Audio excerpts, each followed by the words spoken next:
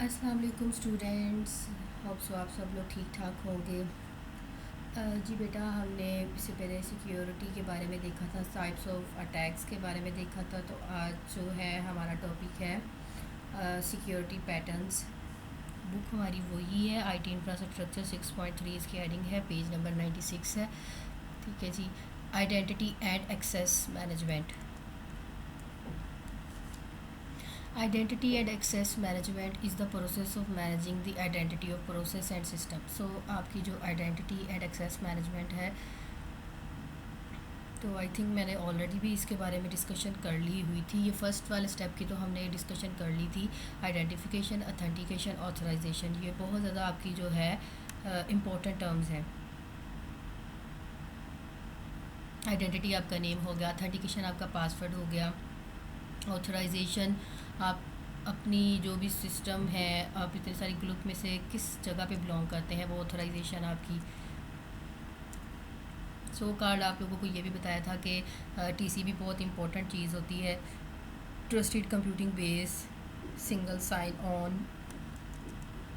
तो ये आप लोगों को प्रीवियस लेक्चर में भी मैंने गाइड कर दिया था। तो 3 वेज थे अथेंटिकेशन के, पिन लगा दो, आइरस, मतलब अथेंटिकेशन डिफरेंट मेथड्स हैं। ओके जी। Segregation of duties and least privilege.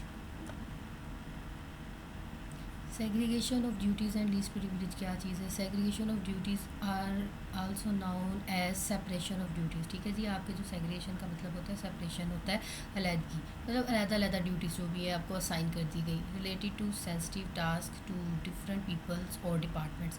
अब आपको डिफरेंट डिपार्टमेंट, डिफरेंट पीपल जो भी टास्क, सेंसिटिव टास्क प्रोवाइड कर रहे हैं, आपकी सेपरेट ड्यूटीज़ प्रोवाइड कर रहे हैं, वो आपकी सेग्रीगेशन ऑफ ड्यूटीज़ हैं, आपकी सेपरेशन ऑफ ड्यूटीज़ हैं। This reason is that no single person has total control of the security system mechanism, no single person can compromise the.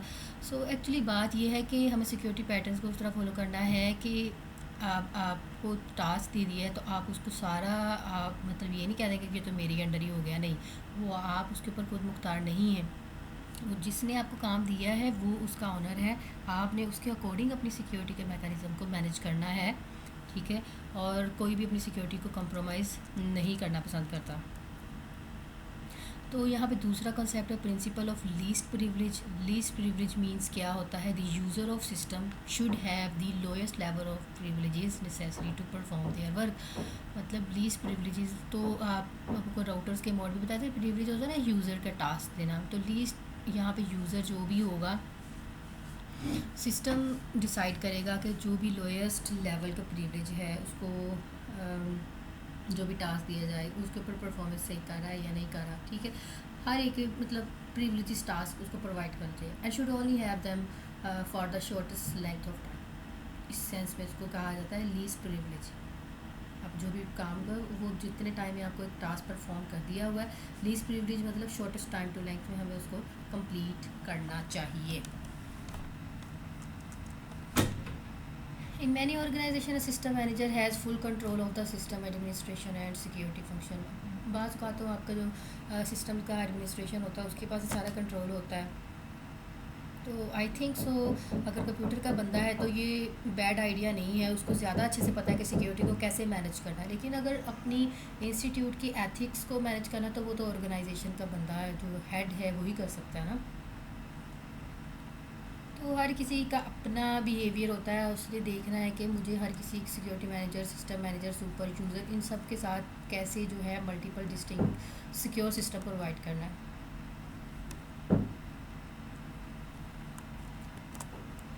सो हम किसी को भी इग्नोर नहीं कर सकते, जो भी आपके सुपर यूज़र है या सिस्टम यूज़र्स हैं, तो हमें हाई लेवल की सिक्योरिटी मेंटेन करने की ज़रूरत है। तो in addition two man control policies can applied.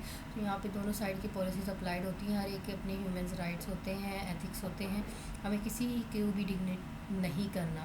Purpose of two man control to minimize fraud of mistakes in highly sensitive और हाई रिस्क ट्रांजेक्शन। तो इसलिए टू मैन कंट्रोल हम करते हैं। ठीक है। तो two man control two system managers होते हैं, इसमें उसकी ज़रूरत होती है, वो हर सिक्योरिटी टास्क को सेंसिटिविटी के साथ परफॉर्म कर रहे होते हैं। तो इस सेंस को उसको टू मैन कंट्रोल कहा गया। नेक्स्ट है जी आपका security pattern layered security. A layered security strategy is good practice to enhance the overall IT security। आपकी जो layered security strategy है, हमें पता है कि वो आपकी ओवरऑल आईटी की सिक्योरिटी को मैच करते हैं। मतलब इसने पूरा अपना एक सिनेरियो, अपना एक तरीकाकार बनाया हुआ है। जैसे कि अगर मैं ओएसआई मॉडल की बात करती हूँ तो हर लेयर के ऊपर सिक्योरिटी प्रोवाइड हो रही है ना, तो इसी तरह आईटी सिक्योरिटी की बात करें तो थ्रू आउट इंफॉर्मेशन टेक्नोलॉजी जो है एक लेयर सिक्योरिटी का स्ट्रक्चर यूज़ करते हैं। तो इसको हम ये भी कहते हैं डिफेंस इन डेप्थ स्ट्रेटजी, आपकी लेयर सिक्योरिटी को। इसका इम्प्लीमेंटेशन लेयर जो भी है वेरियस पार्ट्स आपके इंफ्रास्ट्रक्चर के साथ बिलोंग करते हैं। चूँकि आईटी इंफ्रास्ट्रक्चर सब्जेक्ट है तो लेयर सिक्योरिटी भी आईटी के टोटल इंफ्रास्ट्रक्चर के ऊपर बेस करती है। This approach is comparable with physical security. Yes, ये आपकी जो अप्रोच है वो कंपेरेबल होती है किसके साथ, आपकी फ़िज़िकल सिक्योरिटी के साथ। अच्छा बेटा, ये जो आप लोगों के इस तरह सिनेरियोज आते हैं इसको लाजमी रीड आउट किया करें। इससे आप लोगों को हाउ नो होगी कि ऑब्वियसली सिक्योरिटी कहाँ पे कैसे जो है वो यूज़ हुई, क्या उसके मतलब बैरियर्स आए और उसके क्या अकॉर्डिंग उसका नॉलेज जो है इन्हांस हुआ। That's all. In IT infrastructure instead of having one big firewall, हमें पता है कि जब हम इंटरनेट भी यूज़ कर रहे होते हैं तो फायरवॉल हमें प्रोटेक्ट करती है किससे, से अनवांटेड एक्सेस से, अनवांटेड थ्रेड से, अनवांटेड यूजेज से। आपको एडवर्टाइजमेंट ऑटोमेटिकली डाउनलोड होना शुरू हो जाती है। मतलब इस तरह के थ्रेड्स वल्नरेबिलिटीज़ से बचने के लिए ही हम फायरवॉल जो है वो एक्टिव करना ज़रूरी होता है। तो बेहतर है कि इसको इम्प्लीमेंट किया जाए। Each layer can be integrated with an intrusion detection system, IDS। जी हाँ, IDS हमें इंटीग्रेट लाजमी करना है। इंट्रूजन होता है कि कोई भी अनऑथराइज पर्सन, कोई भी इंट्रूडर्स, ख़तरनाक बंदा, एवल आपके चीज़ को यूज़ तो नहीं कर रहा। तो हर लेयर के ऊपर आपको IDS अप्लाई करना है। तो ये डिटेक्ट करेगा कि कोई भी अनऑथराइज पर्सन आपकी सिक्योरिटी को ब्रेकेज तो नहीं कर रहा। लेकिन एक डिसएडवांटेज है लेयर स्ट्रक्चर का, is that increasing the complexity of the system. अब हर एक लेयर के ऊपर अप्लाई किया जाए, हर लेयर के ऊपर काम किया जाए तो it's tough, it's difficult to manage. तो इसके लिए हमें नॉलेज, टेक्नोलॉजी सब कुछ ज़्यादा चाहिए। जी क्रिप्टोग्राफी थर्ड है जी आपका, फोर्थ वन है जी आपका क्रिप्टोग्राफी। क्रिप्टोग्राफी के नाम से ही सुन के लग रहा है कि कोई ख़तरनाक चीज़ है, ऐसी बात नहीं है। Cryptography is a practice of hiding information. आपकी जो क्रिप्टोग्राफी होती है ना, इस ये भी आपके सिक्योरिटी के पैटर्न्स के अंदर आती है। क्रिप्टोग्राफी एक ऐसी साइंस है, एक ऐसा नॉलेज है जिसमें हम क्या करते हैं, अपनी इन्फॉर्मेशन को हाइड कर देते हैं यूजिंग इनक्रिप्शन और डिक्रिप्शन टेक्निक। इनक्रिप्शन क्या होता है, अब जैसे कि हेलो वर्ड है, एक हेलो है, हेलो मैसेज है, उसको दूसरे सेंडर तक जाने पे के लिए, मतलब सेंडर ने रिसीवर तक भेजना है उसको, तो वो क्या कर रहा है, उसको कोई और कोड में कन्वर्ट करता जा रहा है। ठीक है, तो क्रिप्टोग्राफी का अगर आप लोगों ने बड़ा डिटेल में लेक्चर सुना है ना, तो नेटवर्क सिक्योरिटी की मेरी प्लेलिस्ट है, तो फर्स्ट लेक्चर में आई थिंक क्रिप्टोग्राफी जो है वो आप लोगों को क्लियर हो जाएगा कि क्या चीज़ है।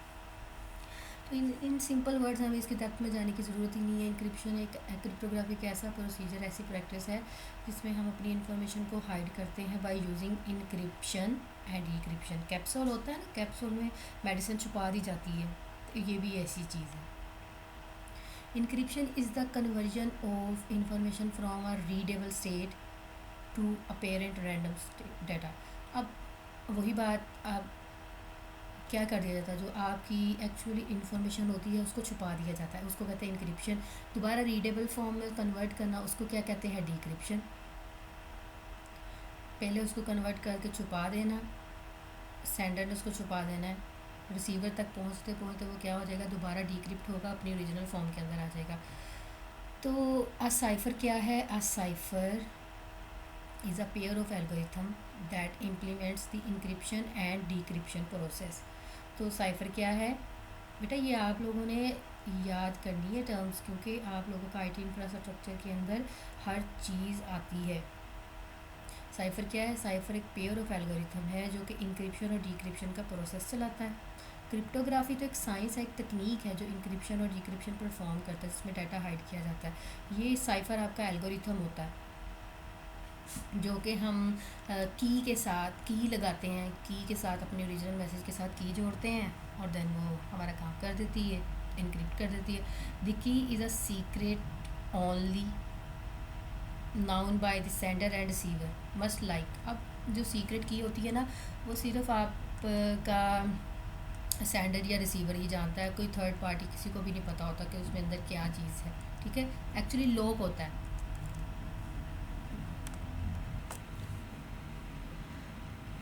ओके, अब जो है next two types of cipher exist. कि दो तरह के साइफर्स होते हैं, एक होता है ब्लॉक साइफर, एक होता है स्ट्रीम साइफर। ठीक है, ये साइफर्स की टाइप्स हैं। अब ब्लॉक साइफर के नाम से पता चला ब्लॉक्स की फॉर्म में। ठीक है, पूरे पूरे ब्लॉक्स की फॉर्म में आपकी प्लेन टेक्स्ट जो भी ये मैसेज होता है और उसके साथ एक की मिल के उसको कन्वर्ट करते हैं। ठीक है, ब्लॉक्स की फॉर्म में। and output of a block of cipher text. Several blocks encryption system have been evolved, मतलब कि बहुत सारे जो हैं डेवलप किए गए हैं, जैसे कि उसके अंदर आपके टाइप्स आती हैं ब्लॉक साइफर की, data encryption standards and advance encryption standards and most popular block cipher designs. इसके बाद जो आपके ऑफिशियली डेस है, आपके डाटा इंक्रिप्शन है, देखिए नाम तो वही है ना, डाटा को इंक्रिप्ट करना। इसकी इम्प्रूवमेंट के लिए फिर एक सिक्योर ट्रिपल डेस बनाया गया, जिसे हम 3 डेस के नाम से भी कॉल करते हैं और राइट करते हैं। तो ये सारी जो भी आपकी एप्लीकेशन है किस पर्पज़ के लिए, इंक्रिप्शन पर्पज़ के लिए, डाटा को हाइड करने के लिए है। ATM machine, data encryption to email privacy and secure remote access. तो सारी चीज़ें आपको किसी पर्पज़ के लिए अप्लाई करते हैं, सिक्योरिटी पर्पज़ के लिए अप्लाई करते हैं। अपना डाटा जो भी सेंडर टू रिसीवर हम कम्युनिकेशन कर रहे होते हैं उसको सिक्योर कर रहे होते हैं। ओके, फिर आते हैं आपके stream cipher. Stream ciphers create करते हैं arbitrarily long stream of key material which is combined with the plain text bit by bit. ठीक है जी, आपके स्ट्रीम की फॉर्म में है, बिट बाय बिट और करेक्टर बाय करेक्टर होता है। Stream cipher are used when data is transit using a network. Stream cipher में जो आउटपुट क्रिएट होती है वो हिडन, तो ठीक है दोनों में, ब्लॉक साइफर में भी और इसमें भी हिडन ही होनी है, लेकिन बस एक मेनली ये डिफरेंस है, वो आपका ब्लॉक की फॉर्म में होता है, ये आपके करेक्टर बाय करेक्टर होगा। ठीक है जी, जैसे कि RC4 है, ये वाइडली यूज़ होता है स्ट्रीम साइफर के तौर पर। तो बेटा आप लोगों को अगर इसको इन डिटेल जानना है तो आप नेटवर्क सिक्योरिटी की प्लेलिस्ट में से भी सुन सकते हैं। सिमेट्रिक और नॉन सिमेट्रिक की टाइप्स को एलैबोरेट किया हुआ है मैंने वहाँ पे। Symmetric key encryption is an encryption method. आपका जो सिमेट्रिक और नॉन सिमेट्रिक दो ही होती है ना, सिमेट्रिक और नॉन सिमेट्रिक। ठीक है जी, ये इसका ऐसा इंक्रिप्शन मेथड है जहाँ पे सेंडर और रिसीवर जो है ना, इसमें सेम की होती है। याद रखिएगा, मैं सेंडर हूँ, आप रिसीवर हैं, दोनों साइड पे सेम की यूज़ हो रही है। जो मैंने अपने टेक्स्ट को साइफर टेक्स्ट में कन्वर्ट करने के लिए की यूज़ की है वो, और जो आपने रिसीवर ने की है डिक्रिप्ट करने के लिए, वो दोनों सेम होती हैं। ठीक है, सिमेट्रिक की इंक्रिप्शन में दोनों साइड पे सेम की होती है, मतलब यहाँ पे भी सीक्रेट शेयर की होती है, यहाँ पे भी सीक्रेट शेयर की है, मतलब दोनों साइड पे। ये सेंडर है, ये रिसीवर है, ये पैट लिखा हो या जॉन लिखा, मतलब ये दो बंदे हैं, ये सेंडर है, ये रिसीवर है। इसने भी साइफर टेक्स्ट में कन्वर्ट किया, इसमें भी साइफर, लेकिन यहाँ पे साइफर इनक्रिप्ट हुआ है, ये सेंडर ने सेंड किया, डिक्रिप्ट हो गया, कितनी अजीब सी फॉर्म में होगा। ठीक है, कोई भी मैसेज हो सकता है। ये जो साइफर है ये डिक्रिप्ट हुआ है, मतलब उसने एक चाबी लगाई है, की लगाई है। ठीक है, अपने ओरिजिनल टेक्स्ट के अंदर आ गया। वो ये इसी चीज़ की एलेबोरेशन की गई है कि उसने सीक्रेट की के साथ शेयर किया है, तो डाटा स्ट्रीम की फॉर्म में यूजिंग द सेम की, तो दोनों साइड पे सेम शेयर्ड की यूज़ होती है। सिमेट्रिक में दोनों साइड पे सेम की यूज़ होती है।